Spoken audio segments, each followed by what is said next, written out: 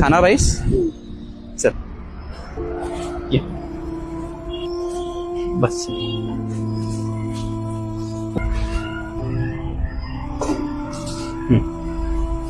खा बा.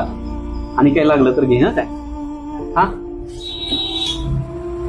चांगलं काम करताय, मला काहीच कमी पडणार नाही.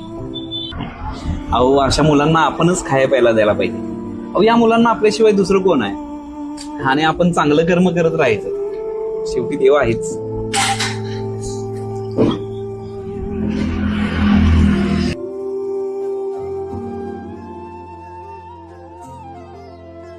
काय झालं काका?